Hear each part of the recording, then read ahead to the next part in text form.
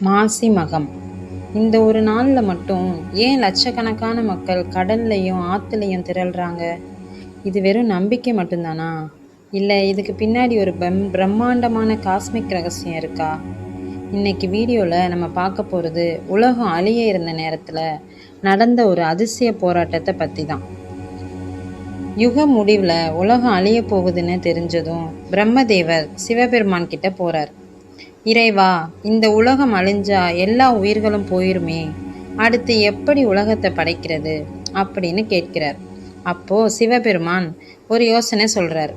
சகல ஜீவராசிகளோட விதைகளையும் வேதங்களையும் ஒரு அமுத கும்பம்னா தங்க குடத்துல போட்டு வை, அது பிரளயத்துல மிதக்கும் அப்படின்னு சொல்றாரு. சொன்ன மாதிரியே பிரளயம் வருது.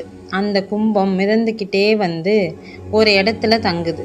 அந்த கும்பத்தை உடைச்சு உலகத்தை மறுபடியும் உயிர்ப்பிக்க சிவபெருமான் ஒரு வேடன் உருவத்தில் வராரு. அவர்தான் கும்பேஸ்வரர். அவர் அம்பு எய்து அந்த கும்பம் உடைந்த நாள்தான் இந்த மாசி மகம். இந்த நாளின் முக்கியத்துவம் பார்ப்போமா? கிரகநிலைகள் மாசி மாசத்துல சந்திரன் மகம் நட்சத்திரலையும் சூரியன் கும்ப ராசியிலையும் இருக்கும்போது இந்த அதிசயம் நடக்குது. பாவ விமோசனம். கங்கை யமுனை போன்ற புனித நதிகளே தங்களோட பாவத்தை போக்கிக்கிறதுக்காக இந்த நாளில் கடலில் வந்து கலக்குது அப்படின்ட்டு ஒரு ஐதீகம் இருக்குது. அதனால தான் அன்னைக்கு நாம் நீர்நிலைகளில் குளிச்சா நமக்கு இருக்கிற பித்ரு தோஷம் நீங்கும்னு சொல்லப்படுது. முக்கியமான கோயில்கள் பார்க்கலாமா? தமிழ்நாட்டில் மாசி மகம்னா முதல்ல ஞாபகத்துக்கு வர்றது கும்பகோணம் மகாமகம் குளம். இது தவிர புதுச்சேரி வைத்திக்குப்பம், இங்கே கடல் தீர்த்தவாரி ரொம்ப பிரபலம். திருச்செந்தூர் முருகப்பெருமான் கடற்கரையில் எழுந்தருள்வார். ஸ்ரீரங்கம் ரங்கநாதர் காவிரி ஆற்றுல நீராடுவார். இப்படி ஊருக்கு ஒரு விசேஷம் இருக்குது. நம்பிக்கைகள் வேறு வேறையாக இருந்தாலும் இது நம்ம கலாச்சாரத்தோட ஒரு பெரிய அடையாளம். நீங்கள் இந்த மாசி மகத்துக்கு எந்த கோயிலுக்கு போக போகிறீங்க? கமெண்டில் சொல்லுங்கள். இந்த மாசி மகம் அப்படிங்கிறது வெறும் ஒரு புராண கதை மட்டும் கிடையாதுங்க. இது நமக்கான ஒரு வாழ்க்கை பாடம்.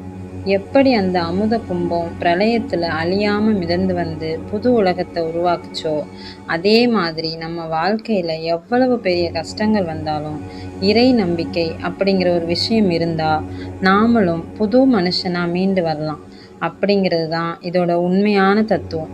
இந்த வருஷம் மாசி மகம் அன்னைக்கு உங்களால் முடிஞ்சால் பக்கத்தில் இருக்கிற நீர்நிலைகளில் போய் தீர்த்தவாரி பாருங்கள். இல்லைனா வீட்டில் இருக்க தண்ணியிலேயே கங்கை யமுனை காவிரின்னு புண்ணிய நதிகளை நினச்சி நீராடுங்க. கண்டிப்பாக ஒரு நல்ல மாற்றம் தெரியும். இந்த வீடியோ உங்களுக்கு பிடிச்சிருந்தா உங்கள் நண்பர்களுக்கும் பகிருங்க. ஏன்னா நம்ம கலாச்சாரத்தோட பெருமையை மற்றவங்களுக்கு கொண்டு போய் சேர்க்கறது நம்ம ஒவ்வொருத்தரோட கடமை. இதை மாதிரி இன்னும் பல ஆன்மீக ரகசியங்களை தெரிஞ்சுக்க நம்ம சேனலை சப்ஸ்கிரைப் பண்ணி வச்சுக்கோங்க. இந்த மாசி மகத்தை நீங்கள் எப்படி கொண்டாட போகிறீங்கன்னு மறக்காமல் கமெண்டில் சொல்லுங்கள். அடுத்த ஒரு சுவாரஸ்யமான வீடியோவில் சந்திக்கிறேன். நன்றி, வணக்கம்.